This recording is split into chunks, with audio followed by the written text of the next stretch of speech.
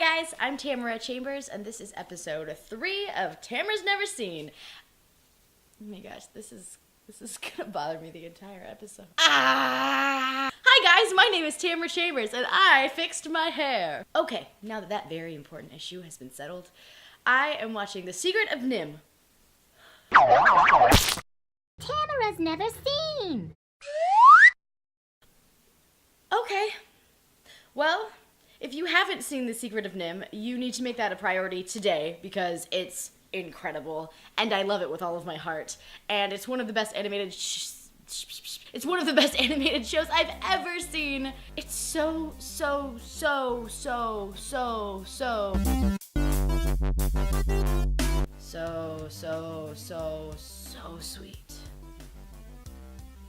Hello, Wendy.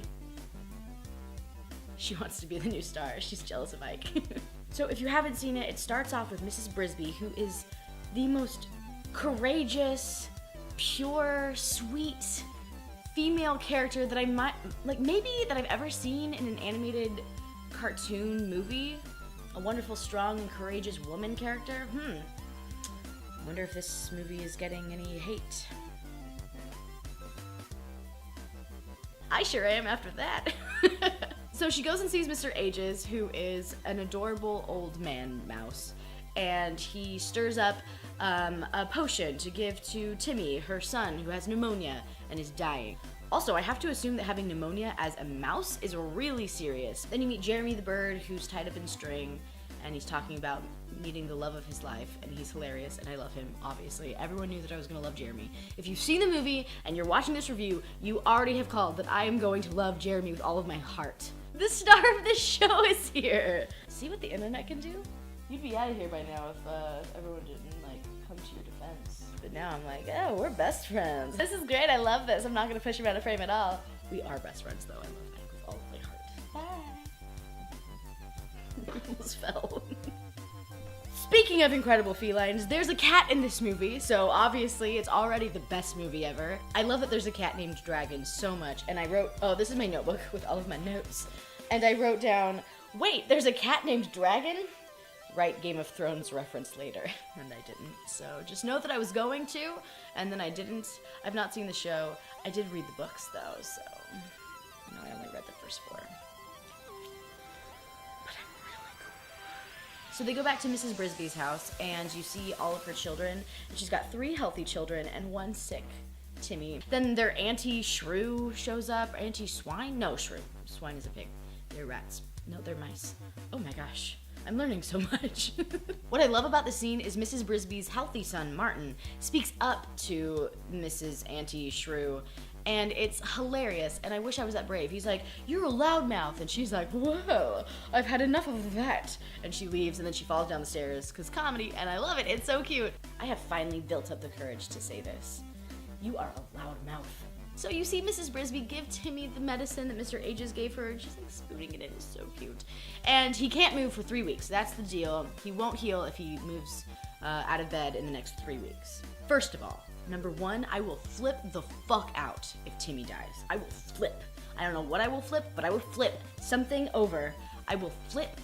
That was string cheese. That was for Ike. If he wasn't gonna come over, I was gonna lure him in with string cheese. It's his favorite snack. Okay. Then you find out that NIMH means the National Department of Mental Health. National Institute of Mental Health. It's the National Institute of Mental Health because there's no D in NIMH. Good job, Tamara. But that's so weird that is what NIMH means. This children's film is an acronym for National Institute of Mental Health. And until you get to the end of the movie and realize what the story is and what happened with all the creatures, you're just like, what the fuck, why? So then moving day comes, and that's when the farmers plow the land that the mice live on, so they have to move. And it's terrifying. So I missed this. In the beginning, there's this sorcerer dog. I thought it was a dog. It's not. It's a rat. But I thought it was this wizard sorcerer dog who's watching over all of these mice. This mouse, Mrs. Brisby, and her late husband, Jonathan. Her husband died, Jonathan. He's like, I love them, and this is a thing, and amulets. So, cut to the scene after the plow incident, and he is talking about them again, and he sees that she saves her son and stops the plow, and he's like very impressed. So she goes and talks to the Great Owl, who is a great owl. He reminds me of the bad guy owls in Cock-a-Doodle, which I loved as a kid, and that's so embarrassing. And so he tells her to go and get help from the rats. He's like, the rats will be helpful. My best friend in 6th grade was my pet rat named Yogurt, and he was very helpful in being my best friend. I love when you go into the rat's lair and there's all of this, like they're generating energy, and like their purpose in life is to find a way to get their own energy without stealing from the humans, because they don't want to be stealing. And I think it's so lovely that they have so much purpose and so much drive, and they're little rats, and I love it. I love it. You don't have to be large to have purpose. And you can still have purpose if you're large too. Everyone can have purpose. Go rats. Mrs. Brisby asks the rats for help, and they're like, no, and then they're like, but she's Jonathan's wife. It's not like she's this hero that's like, I can do anything. No, she's fucking scared the whole time, and it's awesome to see her be like, but still, I'm still gonna do it, because I need to do it, and that is my job. And I love that. I think it's such a good lesson to learn.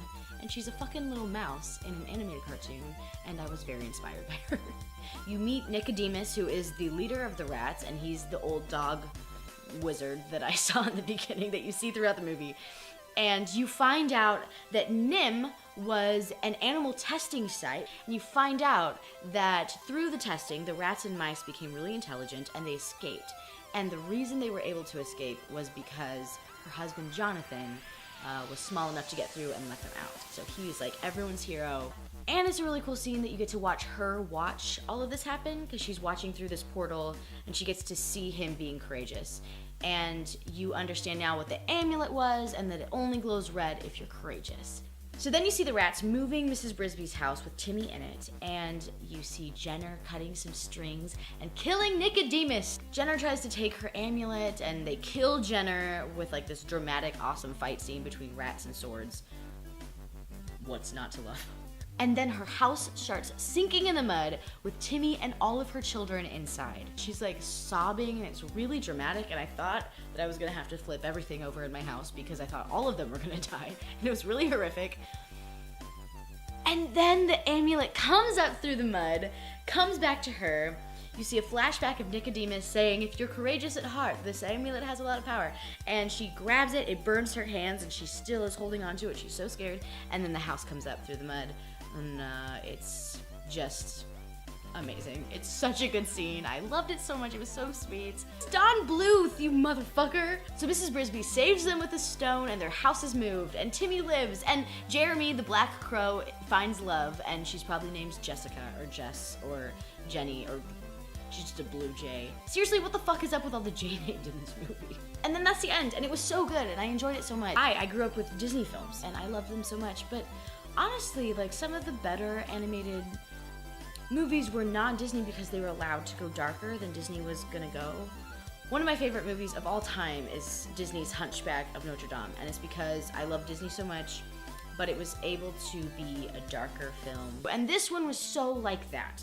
I love the idea that children watched this growing up. I think that's really cool that they were able to see an animated movie, something that they were really interested in, a great story, but also something really creepy and real. I think that's awesome. What do you think, Ike? Any last thoughts?